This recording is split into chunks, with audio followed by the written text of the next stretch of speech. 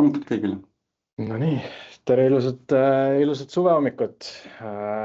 Rõõm on näha teid kõiki siin ja hakkame siis pihta. Minu nimi on Kristo Karu, infra- ja pilveteenuste juht ja minuga koos täna on Keit Timson, pilveteenuste arhitekt ja mitte TPD, vaid TPO ehk siis andmekaitsespetsialist. Ja mis on täna siis fookuses, nagu ikka, NIS2 on meil üsna kuum teema ja tuleb sinna sisse vaadata ja sellega seoses siis natukene räägime alguses nagu NIS2-st, mis see on, mis teemad sellega seoses ja pärast vaatame, kuidas Microsoft tegelikult saab meil siin siis sellega seoses nii-öelda abiks olla.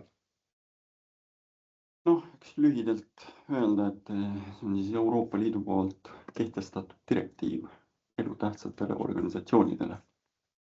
Selleks, et ei tekiks küberintsidente ja ei oleks nõrki kohti elutähtsatel organisatsioonidel. Ega NIS2 selles mõttes midagi mega uut selles mõttes nagu NIS1-ga võrreldes ei olnud, et subjektid läksid laiemaks. Täna on Eestis neid ikka nüüd juba tuhandeid subjekte, kes peavad oma süsteemid üle vaatama ja tegema muudatusi selles osas, aga põhiteemad selles mõttes, mida tegelikult nagu oodatakse, on ikkagi see nii-öelda riskijuhtimine, riskihaldus. Ja see on nagu süsteemne, et täna selles mõttes tihtipeale on selline olukord, kus me arvame, et riskid on juhitud, siis riskid on juhitud võib-olla kuni sinna tasemeni, et kuulge, kas meil MFA on juurutatud või ei ole, et sealt edasi meil see nagu kuskil kaugemale läinud ei ole. Et see on nagu üks asi, tuleb siis riske eelkõige kaardistada, mitte ainult Microsofti vaates, üleüldises vaates. Tuleb aru saada, mis on riskide mõju ja siis selle järgi teha siis otsus, kas ja mida me siis teeme. Ja kõige olulisem nii-öelda ka nagu NIS2, ütleme, et NIS2 hästi tugevalt surub ikkagi seda nagu regulaarsust ja seda nii-öelda tõenduspõhisust. Ehk siis see, kui te midagi olete teinud, siis see tuleb ka kuskile kirja panna. Not forget and set. Ja teine asi on siis tegelikult ikkagi see regulaarsus. Et regulaarsus definitsiooni mõttes, eks igaüks siis määrab selle ise. Intsidendid ka, et selles mõttes me võime arvata, et me oleme valmis. Kui midagi juhtub. Meil on isegi paberi peal võib-olla 3 punkti on kirjas, aga päris elu on kardinaalselt midagi muud.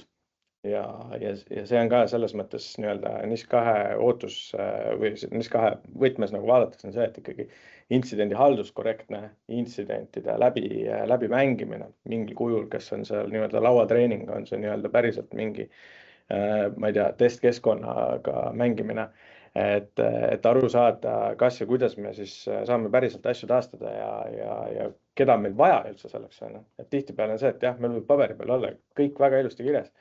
Aga see, et meil on vaja nüüd täna 10 inimest, aga meil on hoopis 5 inimest tööl kokku, et siis me peame sellest aru saama. Juhtkonna vastutus. Väga huvitav asi, et selles mõttes nüüd päriselt juhtkond vastutab isiklikult, ehk siis selles mõttes siin me siis räägime nendest nii-öelda nagu trahvidest ja muudest asjadest, mis siis võivad kaasneda. Fun fact, et põhimõtteliselt on NIS2 raames õigus ka ettevõtte juhtkuni nende puuduste kõrvaldamine töölt eemaldada. Pull värk, Natuke vastuoluline selles vaates, aga nii on. Ja siit edasi selles mõttes kindlasti, ega me ei saa rõhku vähem ega rohkem panna ka nii-öelda partneritele, tarneahelatele. Siin all siis tegelikult on nii teenusepakkujad, on ka erinevad integratsioonid, mitte ainult see, et ma ostan leiba kuskilt poest, vaid see, et ma võib-olla selle leiva hinna päringut teen hoopis kuskilt 5. kohast, siis ka see asi on tegelikult, mis tuleb nii-öelda üle vaadata. Ja selles mõttes nii-öelda ka tarnijad, et kui meil on näiteks mingi, ma ei tea, tootmisega tegeleme, meil tuleb kuskilt mingi, ma ei tea, puitu näiteks ostame kuskilt, siis ja see on meie jaoks kriitiline nii-öelda ressurss, siis ka sellisel juhul tuleb need kõik asjad üle vaadata, tuleb hinnata nende siis nii-öelda partnerite poolt üles seatud lahendusi ja aru saada, kas see vastab nii-öelda siis teie soovitule või mitte. Ja taastevalmidus on, et selles mõttes, et üks asi on see, et meil on kõik see ilusti nagu up and running nii-öelda, teine osa on siis see, et kui midagi juhtub, noh, on siis seesama nagu intsidendi raames või kuskil tehakse mingi konfiguratsiooni viga sisse, et siis meil tegelikult on olemas ka ilusti nii-öelda see taasteplaan. Et taasteplaan selles mõttes jällegi, ma kohe ütlen ära, et taasteplaan võib olla paberi peal 3 rida, tegelikult justkui paberi peal töötab väga hästi. Aga kui me päris elus seda pole nii-öelda läbi käinud või läbi mänginud, siis võib sellest nii-öelda kriitilisel hetkel olla üsna vähe kasu. Ja, nagu kunagi tulid esimesed Microsoft 365 backup lahendused. Kõik töötas see nii hästi, kuni tahtsime taastada. Selgus, et ei olnud võimalik, tehniliselt ei olnud veel. See, kes seda backupi pakkus teenusena, ei olnud seda ka ise testinud ja ei saanudki taastada. See oli juba üle 10 aasta tagasi. Huvitav värk. Ja nagu enne läksime teele, siis see ongi riskijuhtimine. Ja mis see nagu point siin võib-olla on see, et see tuleb nagu mõõdetavaks teha, et sa saad nagu päriselt aru, et see mõõtmine on nagu subjektiivne selles mõttes, aga see on sinu enda jaoks nagu oluline, et esialgu me alustame ikkagi sellest, et me kaardistame ära tegelikult üldse, mis meil on, et meil on, ma ei tea, arvutid, meil on, ma ei tea, telefonid, meil on võib-olla mingid tootmisseadmed, meil on kontor, meil on mida iganes veel. Ja siis me hakkame tegelikult nagu sealt edasi minema just selles vaates, et me hindame ära need riskid ja mis võib juhtuda, ma ei tea, elekter kaob ära, arvuti läheb katki, arvuti varastatakse ära, arvuti, ma ei tea, mida iganes kolmandat veel sisuliselt ja siis me hindame selle järgi seda riski ja seda mõju, et kui näiteks, ma ei tea, internet kaob ära kontoris, siis võtame hotspoti ja teeme tööd edasi. Noh, tõenäosus tegelikult tänases ümberringi vaadates tõenäosus väike, mõju ka pigem väike, sellepärast, et meil on alternatiiv sinna kohe pakkuda. Aga samas näiteks äriline prioriteet võib olla suur, kui meil on mingid ühendusest tingitud asjad IP põhiselt mingid ligipääsud. Et see on nagu see nagu point, kuidas nagu minna või hakata nii-öelda siis seda nii-öelda riskihaldust nagu selles vaates nagu tegema. Tegelikult on ka force majeure, nagu siin oli Lõuna-Eestis läks vool ära ja kõik. Aga sellel ongi vaata see, et siin me räägimegi vaata selles vaates, et kas see tõenäosus, milline see tõenäosus on ja siis me saame hinnata, et meil ei ole mõtet nagu ütleme nii, et see, et terves Lõuna-Eestis kaob vool ära, seda juhtub võib-olla üks kord 20 aasta jooksul. Kas me nüüd selle jaoks, see tõenäosus on põhimõtteliselt nagu maatriksi vaates nagu üks, kas me nüüd lähme ostame selle jaoks nagu diiselgeneraatoreid endale kokku, noh, tegelikult ei osta, aga siis ongi see, et rakenda, et siis sa nii-öelda kontrollid, jälgid, rakenda ja jälgi ongi selles mõttes nii-öelda, suuresti saame kokku siduda, teeme mingi asja ära, vaatame, kas see töötab, ja kogu selle asja juures nii-öelda siis ongi see, et peab olema see tõendusmaterjal olemas, me oleme päriselt midagi teinud, see, et sa peas läbi mõelnud selle ja peas oled mõelnud, et ma ei osta seda generaatorit, ei tööta, et selles mõttes nagu jällegi NIS2 raamistikus ja NIS2 vaates. Intsident selles mõttes sama, et siin on lihtsalt see, et kuidas nagu võib-olla nagu teele minna selle nagu NIS2 vaates või kuidas üldse nagu hakata seda raamistikku nagu ehitama, et siis ongi see, et tuvastame, kinnitame nii-öelda mõju, mis on see skaala, eskaleerime, otsime inimesed, keda meil on vaja selle jaoks, nagu ma enne ütlesin, et jah, meil võib see protsess paigas olla, aga siis me avastame, et meil on tegelikult 10 inimest vaja, meil on ainult 5, raporteerimine ja pärast sinna otsa tegelikult ka nagu retro, et selles mõttes, et kõikide nii-öelda intsidentide järgselt tuleb ikkagi aru saada, miks see intsident juhtus, mida me saame teha, et seda intsidenti enam tulevikus juhtuks ja selle järgi siis teha nii-öelda muudatusi. Tõsi on, mingid intsidendid võib-olla nõuavad ka mingit nii-öelda rahalist ressurssi, siis ongi see koht, kus me tegelikult jällegi taaskord nii-öelda hindame seda riski, hindame tõenäosust, kuskil keegi teeb otsuse, liigume eluga edasi. Aga intsidenti puhul siis jah, et raporteerimine nagu ülioluliseks muutunud ka nii-öelda nagu seadusandluse vaates on, et sihuke nagu esimene nii-öelda info tuleb saata nii-öelda certi as soon as possible. Et enne ta oli ka tegelikult niimoodi selliselt tõlgendatud, aga täna on ta nagu hästi tugevalt, viimane lõpparuanne oli 72 tundi peale intsidendi selles mõttes kokku pakkimist on siis see nii-öelda, mis on nagu seaduse vaates nii-öelda ette antud. Et nendest asjadest peab kinni pidama, et muidu vastasel juhul samamoodi võib sattuda siis nii-öelda kontrolli alla, noh. Jah, juhtkond, et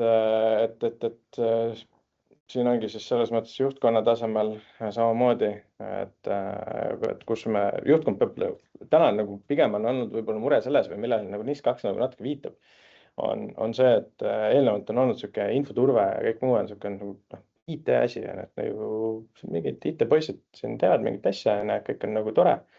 Aga juhtkonnal tegelikult nagu puudub arusaam, heas mõttes selles mõttes puudub arusaam, polegi olnud nagu nende tänane nagu nii-öelda vaade ja puudub võib-olla ka sihuke nagu suure pildi nägemine, et noh, nüüd täna see NIS2 nii-öelda viib selle infoga sinna juhtkonna tasemele, viib sinna päriselt nii-öelda juhatuse liikme tasemele selle infoturbe vaate ja tekib päriselt see olukord, kus nii-öelda siis saab juhtkonna vaates nii-öelda tekib see tähelepanu ja on võimalik nii-öelda tõenäoliselt ka siis paremini ja lihtsamini nii-öelda mingit eelarvelist ressurssi sealt saada, ja tekib sihuke nagu tervikpilt, et täna võib-olla selles mõttes eelnevalt on nii-öelda, et noh, juhtkonnani jõuavad, ma ei tea, meil mingid intsidendi infod või mingid siuksed asjad, siis noh, tänases vaates juba tegelikult, mida nii-öelda NIS2 vaates oodatakse, on siis ikkagi see, et sinna jõuab ka see, et kuule, nüüd me rakendame siin, ma ei tea, 2-astmelist autentimist, et kas see on aktsepteeritav? Jah, on, liigume edasi, ja samamoodi noh, partnerid, tarnijad, et see on ka, et selles mõttes tuleb nagu läbi mõelda, et tõesti ka meie puutume selles osas nagu sellega kokku, et saadetakse need infoturbe küsimustik, et ka nüüd justkui nagu tekib see NIS2 subjektil ka nagu see võimalus ja vajadus, aga ma panen nagu selles mõttes natuke südamele siin seda, et kui neid küsimustikke nii-öelda nagu vormistate või teete, et siis võtke selles mõttes selline nagu mõistlik suund, et noh, küsimusi on hästi seinast seina, aga kui kuskilt on nagu küsimus, et kuidas on teil infoturbega, siis see ongi nagu kogu küsimus, et noh, siis tahaks vastata, et hästi. Et sisulised küsimused päriselt, mis nii-öelda määrab, ma ei tea, on teil varunduspoliitikad olemas, olete te testinud varundust, kas teil on mõni sertifikaat, on see ISO, AIDS, mis iganes 3. Et need annavad selles mõttes juba seda piisavat nagu seda kindlustunnet nagu ja kõike muud või kas on arvutid, teil on, ma ei tea, kuidas teil on arvutid, on krüpteeritud näiteks, väga küsimus selles mõttes. Hästi lihtne küsimus, millele saab vastata jah, ei, nüüd, et kuidas on arvutid kaitstud? Imepäraselt, väga hästi on kaitstud. Väga kindlalt kontoris laua peal. Ja taastevalmidus on, et selles mõttes ongi, et siin tuleb ka nagu vaadata erinevate nagu tahkude järgi seda asja, et on sul nagu identiteet, on sul konfiguratsioonid, on sul teenused, et selles mõttes nagu neid kõiki asju tuleb vaadata tegelikult nagu tervikuna ühtepidi ja siis ka nagu panna need eraldi nagu plokkidesse, et identiteedi puhul kasutajad, kõik see info, et meil on võimalik nii-öelda ükskõik mis olukord juhtub, me saame nagu kasutajainformatsiooni nagu taastada, konfiguratsioonid on siuke, võib-olla nagu konfiguratsioonid ja teenused on nagu kõige kriitilisemad, et nende puhul nii-öelda, et oleks kõik õigused paigas, seadistused olemas, kui meil midagi juhtub, meil on vaja kuskilt taastada, siis me saame selle konfiguratsiooni nagu päriselt kätte, ja teenuste mõttes selles mõttes nii-öelda igal ettevõttel on mingi ärikriitiline töövoog, et igal ettevõttel on mingi ärikriitiline asi, mis peab töötama. Sinna esimesena nagu rõhku panna, et see oleks korras. On see siis, ma ei tea, mingi tööstuslik, mingi tööpink, mis teeb mingit asja, aga nendel on oma arvutid ja oma konfiguratsioonid sees, mis võivad paraku ka katki minna. On see mingi server kuskil enda juures, majutuses, kus iganes 3. Veenduge, et see varukoopia on seal olemas. Rohkem ei olegi vähe, selles mõttes. tuleb see veenduda, tuleb ka perioodilist nii-öelda testaastet teha, et selles mõttes aru saada, et see varukoopia ka päriselt nii-öelda töötab. Ja tuleb ka seda siis nagu enne sai ka rõhutatud dokumenteerida, ehk siis see, et sa tegid midagi ära, aga sa oma peas jätsid selle meelde, sellest täna enam ei piisa, et tuleb ka selles mõttes kuskile see kirja panna, et tegin see aeg. Ja perioodilisus, selle siis saate ise määrata endale. Tihedamalt seda paremini. Kuidas siis meil Microsoft üldse aitab siis NIS 2 osas, et iseenesest aitab väga palju, on ju. Et alati on võimalik ettevõtetele, et vaatad, kas sa hakkad siis kasutama, kui palju tooteid ja millega sa katad mida siis, mis osa sellest nõuetest, turvanõuetest, andmekaitse nõuetest, mis iganes, on ju. Et Microsofti puhul on eeliseks see, et sul on see üks vaade, sul on see suurem vaade, suurem pilt. Et mida killustatum see toodete pakett on, seda keerulisemaks siis hakkab minema see, et saada seda ühte vaadet. Lisaks on ka see, et tegelikult Microsofti puhul eeliseks on ka see, et me saame siis ilusti delegeerida mingid rollid, saavad ligi mingitele osadele infole ja tegelevad mingite siis, kas siis intsidentide, muudatuste, parenduste ja nii edasi asjadega. Ja ma kohe siia juurde lisan ka selle, et see on kahte sorti nii-öelda vaateid, on see, et kõik on ühes kohas, et ma ei taha öelda seda nagu klišeelikku lauset, aga Microsoft on too big to fail, selles vaates. Ja teine asi, mis on ikkagi see, et ega siis täna iga ettevõte vaatab ka hästi tugevalt nii-öelda kulubaasi ja ma võin öelda täna, et kui sa võtad nii-öelda Microsofti selle komplekti nii-öelda endale ette, ja nüüd sa hakkad näiteks vaatama, et ma võtaks midagi siit, midagi sealt, esmapilgul võib-olla litsentsi hinda üksi vaadates, tundub, et nagu make sense, eks. Aga me unustame tihtipeale ära selle, et ootagi, meil on ju mingid inimesed ka kuskil, kes selle kõigega nii-öelda tegelevad. Ja neid inimesi peab koolitama, neid inimesi me peame hoidma nii-öelda ühe teenuse peal, teise teenuse peal, kolmanda teenuse peal, siis me avastame, et meil on mingid teenused, mis vajavad mingit perioodilist nii-öelda uuendust, tsükleid, mingeid muid asju, siis aga seda ma ei saa kell 12 päeval teha, ma pean seda kell 12 õhtul tegema. Samamoodi tegelikult kulu, et see on ka nagu üks asi, mida tasub selles mõttes nagu meeles pidada. Eks see Microsofti eelis on ka see, et on levinud, ta on standardne. Selle puhul spetsialiste leida on märksa lihtsam, kui keegi võtab mingi väga spetsiaalse tarkvara kasutusele, milleks ta koolitab siis ettevõttes mingi 1-2 inimest välja.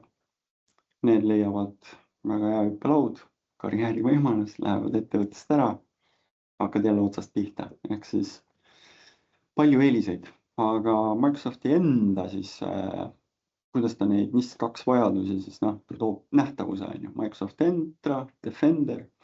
Defenderi pool toob siis seadmed, tegelikult mingis osa, tegelikult ka andmete osa toob sinna sisse ja muidugi identiteet. Et Entra puhul on suureks eeliseks see, et see siis on IDP ehk siis Identity Provider, mis tegelikult lõppkokkuvõttes võimaldab meil siduda erinevaid ID-sid sinna ühte kokku, mis jälle vähendab meil seda riski, et kui keegi läheb töölt ära, meil on ainult üks tsentraalne ID, olgu see siis tuleb kohalikust AD-st, süngitakse pilve või tänapäeval juba ka cloud only.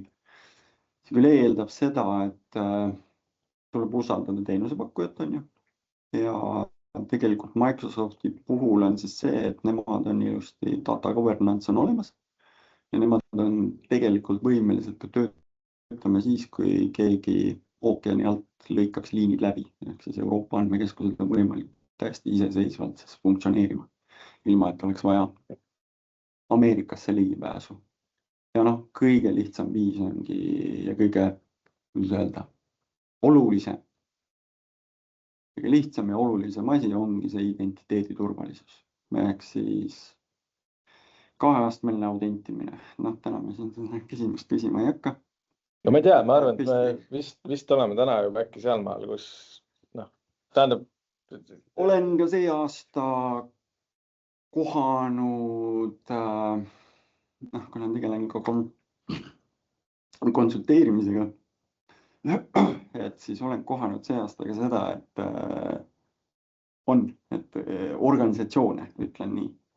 Jah, ühesõnaga siit võib-olla siuke väike tärnikesi ja nagu kõrvale põikeks, et kui sul ei ole täna vaat seadistatud, siis nüüd on ikka viimane aeg. Ja tegelikult on siis see, et ega MFA-st enam otseselt ainukesena ei piisa, vaid siis on samuti vaja ka tingimuslikke ligipääse rakendada. Et see on see sama, et meie jaoks on oluline, et organisatsiooni andmeid ei lekiks ükskõik kus kohast, et seadmest, mobiilsest seadmest,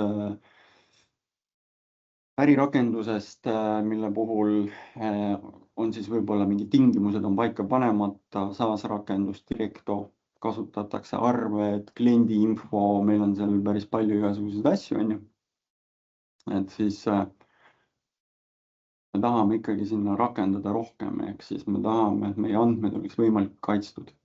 Ja siis me rakendamegi selle, et meil on hallatud seadmed ja vastavalt seadme hetkel, kui ta selle rakenduse poole pöördub, siis kontrollitakse ja nõutakse lisaasju. Mitte ainult MFA-d, vaid vaadatakse asukohta, tuleb Eestist, võib-olla mingi eriti tundlik rakendus on lubatud ainult VPN-iga kontorist. Ja samamoodi siis AI tegelikult, kui meil on Microsofti halduses kogu aeg, siis neid signaale kontrollib ka kõikide teiste asukohtade kohta, kus ta signaale saab. Olgu see siis kas või kohalikust AD-st, olgu meil kas või kohalikust, ma ei tea, tulemüürist. Ja sellega ta joonistab selle kasutaja kohta riskipildi ja tegelikult juba rakendab meetmed. Ehk siis. Ja samuti on väga oluline privilegeeritud rollid. Jälle, tunnistan ausalt, see aasta olen näinud organisatsioone, kus on kasutusel tavakasutaja konto, kuhu on lihtsalt antud külge siis administratiivsed õigused. Ja ma võib-olla lisan siia vahele, et meil oli ka aga 11 aastat tagasi. Ja, nüüd on meil. Et selles mõttes see on fine, kui teil on olnud need asjad ja võib-olla isegi selles mõttes teadmatusest on okei, kui seda isegi täna võib-olla ei ole, aga nüüd peale seda webinari on aeg teha need kontod eraldi. Jaa, et samuti on siis see, et me peame siis rakendama seda miinimumõiguste ligipääsu. Partnerid, omad töötajad, alati saavad siis miinimumõigused mingisuguste tegevuste tegemiseks. Ja soovitav on ka siis need õigused ei ole konstantselt või siis püsivalt aktiivsed, vaid nad aktiveerivad õiguse mingiks perioodiks, panevad põhjenduse ja teevad oma tegevused ära ja enamus aega on siis eraldi konto ilma igasuguste õigusteta, mis siis tõstab meil halduse turvalisust. Ja siin eriti oluline on siis see just nende väliste partnerite puhul, kes siis aitavad mingisuguseid asju teha, kas siis mingi rakenduste baasil, võib-olla mingit Microsofti enda asju. Et siin oleks siis paigas ka see, et partnerid ei saaks liiga palju õiguseid. Et tihti on olnud niimoodi, et keegi arendab kusagil Azure'i keskkonnas mingisugust rakendust ja see väline partner, kes arendab, siis tavaline taks on see, et tihti on, andke owner õigused. Et siis on jälle see, et peab hakkama välja uurima, et mis tal tegelikult vaja on selleks, et ta saaks selle rakenduse ära siis teha. Mitte anda üle õigusi. No jah, vaata, seal on see, et natukene on ajaloost nagu jäänud see, et lihtsam on panna see global admin sinna külge ja nüüd ta läks ära ja ma saan ka oma asjadega edasi tegeleda, saan Delfit edasi lugeda, eks. Et aga nagu päris täna me oleme ikkagi sellises positsioonis, kus me ei saa nagu sellest üle ega ümber, et me peame me pigem kulutame esialgu pool tundi kauem aega, aga me remedeerime sellega päris palju erinevaid tulevikuriske ära, on ju. Et alati tuleb vaadata seda nagu suurt pilti ja vaadata nagu natukene 2 sammu ettepoole, on ju, et mis siis saab, kui sealt need ligipääsud näiteks lekivad või hargnevad. Või kuni selleni välja, et lihtsalt võib ka tekkida konfiguratsiooni viga, on ju, et selles mõttes alati me ei pea rääkima sellest, et kõik lekib ja keegi saab ligi kuskile, vaid me võime ka rääkida seda selles vaates, et inimlik viga. Kui tekib kuskil konfis viga, siis me võib-olla halvame sellega nagu rohkem asja. Võib ka olla, kui sul on mingi tuumik lahendusrakendus, mis käitab sul jälle tehast. Jah. Need eri tarkvarad. Ja, ehk siis rollid ja kaitse, identiteedikaitse. Ja selles vaates ka siis tegelikult nii-öelda ka ülevaatused, on ju. Ehk siis nii-öelda, see on siis nii-öelda see auditi poole, on ju, et see on see, kus ma jälle ütlen selle perioodilisuse määrat ise, aga eks ligipääsude osas see perioodilisus pigem võiks olla tihedamini kui harvemini. Ja selles mõttes, et ärge, see on ka see olukord, kus paljud inimesed mõtlevad, et nüüd on nii palju nagu tööd juures, et nagu ma pean nii palju igast asju kirjutama ja vorpima ja tegema. Ei pea, selles mõttes, et see, kuidas te seda teete, on teie enda valik, te võite teha pistilist kontrolli, võite teha mingi nii-öelda skripti lahenduse, millega te kontrollite, kas ma ei tea, kontod on aktiivsed, millel on viimati näiteks sisse logitud, sellised primitiivsed asjad esialgu, sealt saab hakata edasi ehitama, mida iganes vaja on. Et selles mõttes tuleb vaadata nagu lihtsalt ärge kohe nagu hüppake kuskile kaugele sügavale sisse.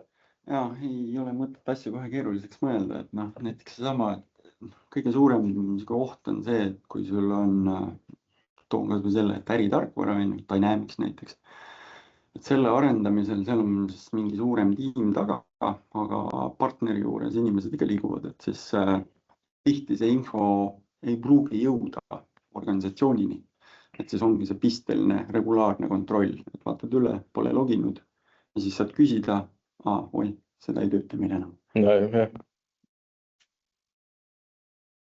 Vendorid, seadmete ja töökoormuste kaitse. Microsoftil Defender XDR, Sentinel istub sinna peale, aga Defender XDR-i moodustavad siis need samad erinevad Defenderi tooteperekonnad. Endpoint ehk siis lõppseadmete kaitse. Serverid, arvutid, tegelikult ka mobiilsed seadmed, iOS-id, Androidid, seal küll ta veel ei ole nii palju levinud. Seal on mõningaid nüansse, et Androidis töötab paremini, selles suhtes kaitseb rohkem, aga iOS-i puhul ongi vähem vaja kaitsta, et ta teeb seda proksimise osa siis, et vaatab, kus lehtedel sa käid, aga turvalisus mõistes neid lehti ei salvesta.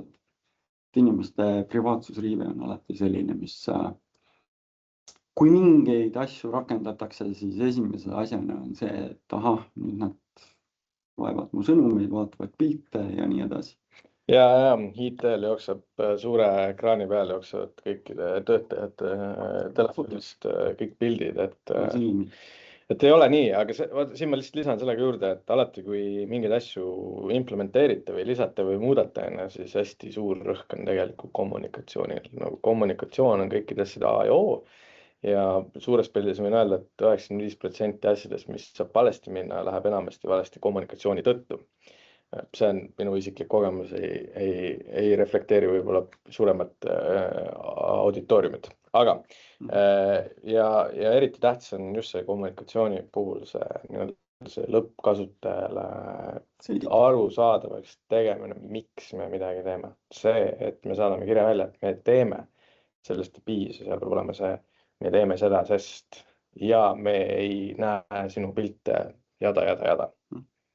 Eks niikuinii nagu seesama, kõike tuleb dokumenteerida, siis seda sama peab ka dokumenteerima kasutajate jaoks, kes teavad, uued inimesed tööle tulevad, et mis on need regulatsioonid, mis siis nende töövahenditele kehtestatakse. Aga endpoint tegelikult Gartneri selles Magic Quadrantis on väga kõrgel kohal, on juba olnud aastaid. Et mingi hetk nad panid sinna tootearendusse palju panustasid ja tegelikult on, mina ütlen, et tegemist on väga hea tootega.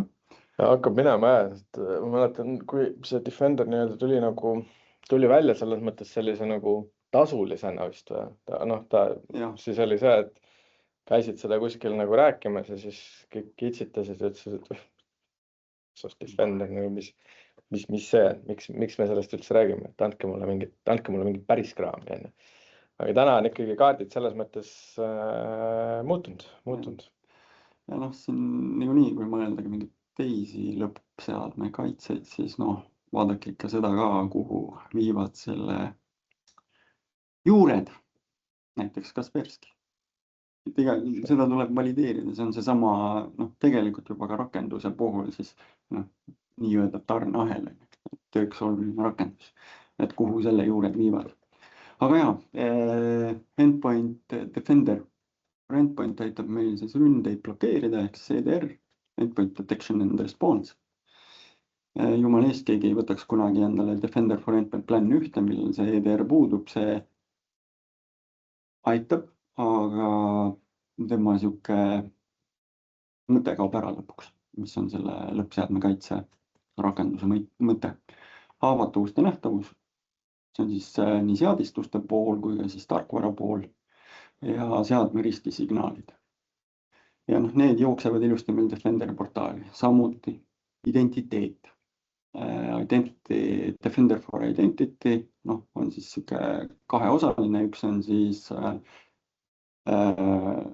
pilve poole oma, mis siis hindab riske ja kasutaja logimise signaale ja siis vastavalt sellele riski tasemele saab rakendada siis juba tingimusliku ligipääsu mingi nõude, et kas blokeerib ligipääsu, paneb konto kinni, nõuab parooli vahetust, nõuab veel ekstra kaheastmelist autentimist. Õiguste väärkasutus ja konto ülevõtmise märgid. Et kohaliku info puhul on siis see, et see info jõuab ka pilve, samamoodi analüüsitakse ja tegelikult on võimalik ka rakendada siis küll siis juba täiendava toote kaudu ka kohalikus meetmeid. Et muidu me rakendame automaatseid meetmeid juba sisse ehitatud pilves. Cloud Apps ehk siis Cloud Apps on tegelikult siis siuke proxy, mille kaudu, kui on teenus kasutusel, tegelikult siis lõppkokkuvõttes kõik need SaaS rakendused ja kõik Microsofti enda rakendused hakkavad siis läbi selle proxy käima. Ja siis me saame selle proxy kaudu ka vaadata infot rakenduse kasutusse, sätestada ka piiranguid, andmekasutuse riskid, juurdepääsu kontrollid. Toon kõige lihtsama näite, et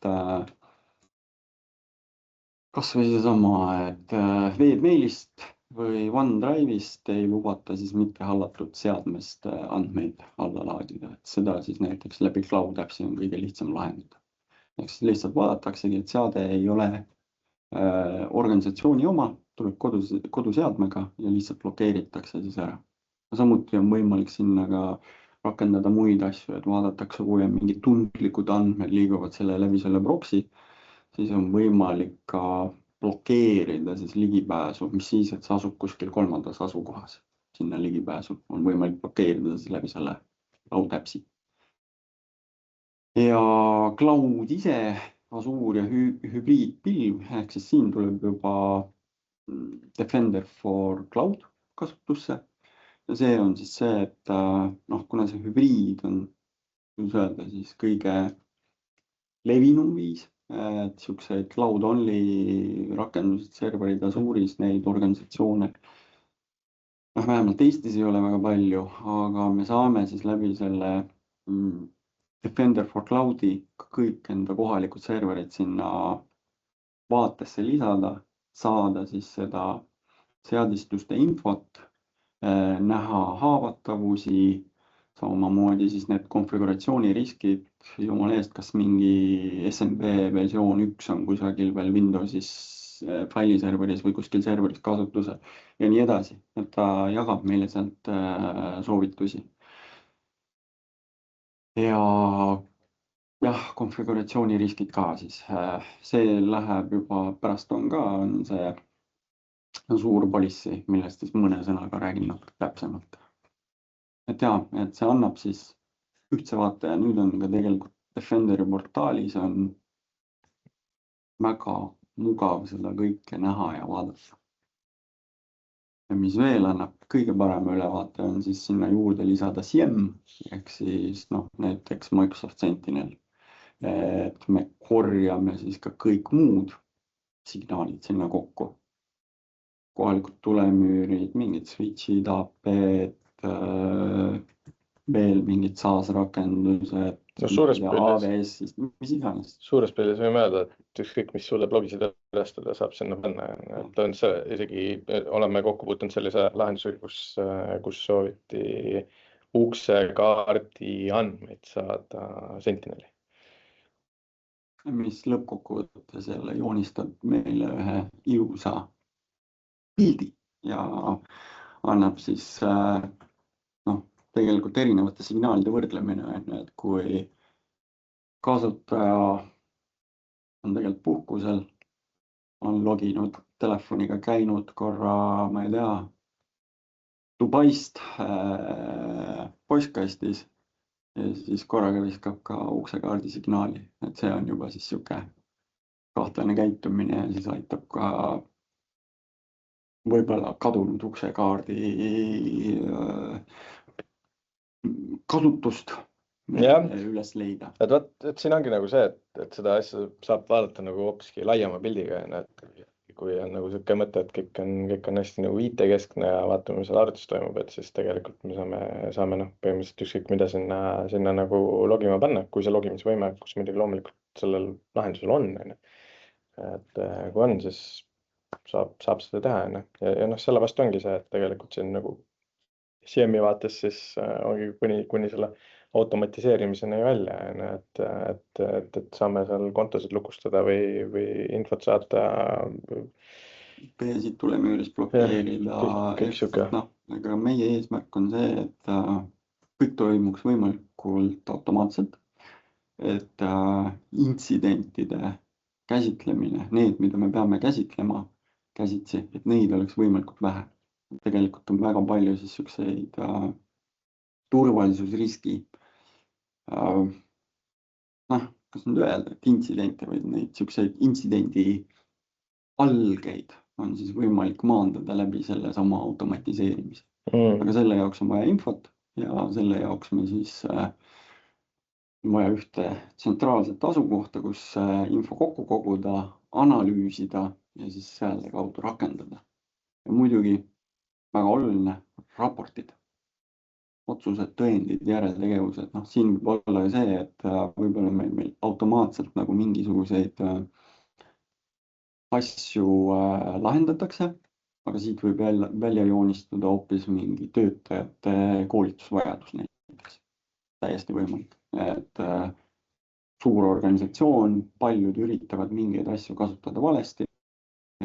Järelikult meil on vaja koolitus, luua dokumentatsioon, et siis vähendada selliseid. Ikkagi, kui paljud ikkagi üritavad kasutada valesti, siis me peame ikkagi tüürima sinna poole, et see on seesama, nagu sa kõnnid tänava peal ringi, on asfalt pandud ja siis on kuskile tekkinud murud, riibud ja siis siuke pruun laik, et siis, et kas me nüüd paneme sinna aia ette või teeme sinna tee. Aga tõsi on, et raportid... Viitesuuna, et mine sinna just kõnnidele. Et raportid jällegi NIS 2 vaates must be ülioluline, eriti nagu see, et tõendid ja järeltegevused, miks me midagi teeme, et ei ole mõtet teha asju lihtsalt tegemise pärast. Et see on ka nagu hästi oluline. Kuidas väldime? Microsofti Purview ja siis Azure'i poolel Azure Policy. Compliance Manager, see on siis Purview üks osa, ta aitab siis, kõik teavad, mis on Microsofti Secure Score. Et tegelikult on Compliance Score ka, aga Compliance Manager ise on siis see, mis on erinevad regulatsioonide assessment'ide template'id, mida me saame siis vastu enda Microsofti pilveorganisatsiooni jooksutada ja vaadata siis nende tehniliste meetmete vastavust, mis on meil siis juba seadistatud, siis ta tegelikult jagab soovitusi ka mittetehniliste meetmete asjade osas ja võimaldab ka siis kas või võtta seda aluseks ka nende regulatiivsete meetmete loomiseks ja rakendamiseks. Ehk siis kui ei oska nagu kusagilt alustada, et siis ongi Microsoft Purview'sse, lased assessment'i jooksma, seal on neid tegelikult palju, on ISO oma, on NIST-i oma, siis ta kontrollib neid tehnilisi meetmeid ja siis tegelikult jagab neid regulatiivseid meetmeid ja siis sa saad ka neid regulatiivseid meetmeid ise siis nagu markeerida, et mis lõppkokkuvõttes aitab siis NIST 2 auditiks ja vastavusse jõudmiseks palju kaasa. Ja siis ja saab siduda siis ka soovitused vastutajatega. Ehk siis tegelikult on see, et kui sealt joonistuvad välja mingisugused tegevused, nii tehnilised kui ka siis need regulatiivsed, siis saab juba hakata. Kõik juhatuse liikmel. Muidugi, tema vastutab, tema võib tööst ilma jääda, IT-osakond läheb kell 5 ära ja siis juhatuse liige hakkab kahte tegema ja konfima.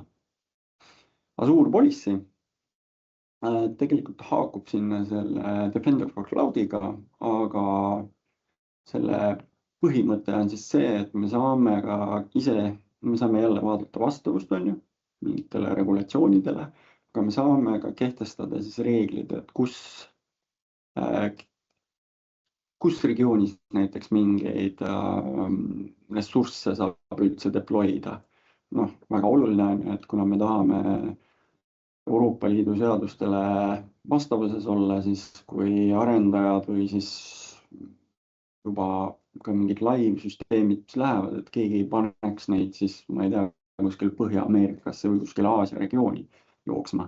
Et siis me saame selle poliitikaga ära reguleerida, et alati kui luuakse subscription'eid, ressursse, et need on siis meil lubatud Euroopa Liidu regioonides, mida on nüüd siis tegelikult juba rohkem kui kunagi oli, et Põhja- ja Lääne-Euroopa, nüüd on Saksamaa, Rootsi ja nii edasi, et nüüd on neid omajagu, aga see ongi see, et meie saame siis ise ära reguleerida selle, kus peab asuma. Ja võib-olla see asukoht ei ole siis juba, üks on siis see regioon ja teine on siis, kuna teatud andmekeskuste vahel võivad ka hinna erinevused olla, et siis ära määrata, et tegelikult meie laseme ainult teha siis sinna soodsamasse andmekeskusesse.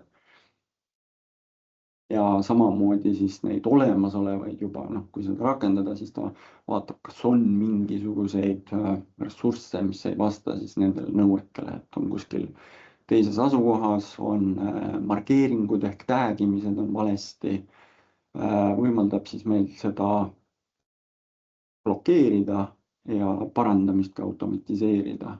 Tegelikult kui sul keegi on kuidagi suutnud teatud ressurssi kuhugi panna, siis ta automaatselt seda ikkagi päris ise üle ei koli, sest Azure'i teenuste osas on see, et on teenused, mida on lihtne liigutada ja on teenused, mille puhul ei ole lihtne liigutada. Ehk siis täiesti automaatset parandamist ei ole, aga me saame jälle ülevaate. Me saame sellega siis seda asukohta, hinda, tegelikult siis koos selle Defender for Cloudi ülejäänud security poole vaatega ka. Saame siis ka siis turvalisuse poole soovitused, saame ka seal panna reglemendid paika. Ehk siis lõppkokkuvõttes meil on mingid ühtsed standardid, mida nõuame, kontrollime ja mida lubame siis näiteks Azure'i poolel kasutada. Ja, Entra ID varundus. See on tegelikult täna selles mõttes veel Microsofti vaates preview's. Ehk siis Microsoft on selle lansseerimise teinud, aga on ta preview vaates ja kohe selles mõttes nagu väikse niisuguse nagu disclaimer'ina siia alla, et Entra ID varundus täna, millest me siin hetkel räägime, on siis Microsofti sees kuni 5 päeva ja see ei saa taastada siis nii-öelda hard kustutatud asju. Et kui on ikkagi selles mõttes vajadus nii-öelda sellise pikaajalise Entra ID varunduse järgi, siis selle jaoks on olemas nii-öelda VM-il toode, mille kohta siis, kui on huvi, saate siis meie poole pöörduda.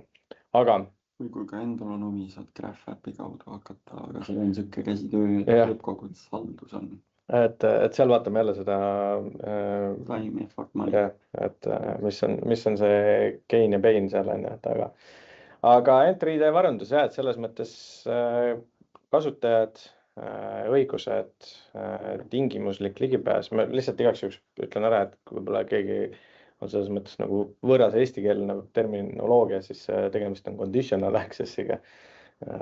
Et ka nende nii-öelda poliitikate varundamine seal sees on, et ütleme nii, et ajalugu näitab kõige rohkem seda, et kõige rohkem käkitakse ära tõesti kas kasutajate gruppidega või rollide õigustega midagi, ja siis teine osa on siis nii-öelda tingimuslik ligipääs, conditional access policy'te muudatused, mille tulemusena võib midagi kuskil väga katki minna, aga siis ma enam ei mäleta, mis ma tegin, siis mul on võimalik sealt Entra ID varundusest see siis nii-öelda välja võtta. Ja see on siis, kehtib siis nii-öelda 5 päeva ja litsentsi tingimusi vaadates siis see on nii-öelda Entra ID plan 1-st alates on tegelikult see varundus nii-öelda siis nagu olemas ja saab seda siis selles mõttes nii-öelda rakendada. Et jällegi, NIS2 vaates üks oluline asi, kus saab ikkagi nagu paberi peal selle punkti ära panna, et meil on see nii-öelda lahendus olemas. Aga hard deleted itemid ei lähe sinna alla ja see on ainult 5 päeva pikemaks perioodiks hard deleted itemite jaoks on ikkagi selles mõttes nii-öelda kolmanda osapoole tarkvara Veeami näol siis tegelikult täna olemas ja üsna ka mõistliku kuluga. Jah, ma ei tea. Küsimusi nüüd, kui kellelgi on, ma muidugi alguses ei öelnud, et kui on küsimusi, aga ma loodan, et ega siis võib-olla tuli endal ka see pähe, et kas on küsimusi või ei ole küsimusi. Praegu ma vaatan, igal juhul küsimusi ei ole. Selles mõttes siin on, nagu ma alati ütlen, et hästi selge või pole mitte midagi selget. Iseenesest ega see NIS ju lõppkokkuvõttes nõuab siukseid mõistlikke tehnilisi lahendusi, mis igal ettevõttel võiks ka ilma NIS-i nõudeta rakendatud olla, kui ta tahab olla jätkusuutlik äris. Ja, et siin on ka, et kui vaatame natuke niisugust nagu klišeelikke väljendeid, siis mõned organisatsioonid on öelnud, et me oleme nii väiksed, et kes see meid ikka ründab. Et vastupidi, tegelikult teie oletegi see target. Sellepärast, et ka teine pool teab, et te olete ju nii väiksed, et kes teid ikka ründab. Low-hanging fruit. Ja. Aga kui küsimusi ei ole, siis kõigil on märkamatult 12 vaba minutit veel meie broneeritud ajast ja nautige suve. Alati saab küsimusi ka pöörduda meie müügiinimeste poole, kes siis vajadusel aitame kõigega, nii tehnilise kui ka nõuga NIS2 puhul. Et jaa, minu poolt ka tänan ja ilusat suve. Vähemalt täna on nautige. Tšau, pakka. Aega.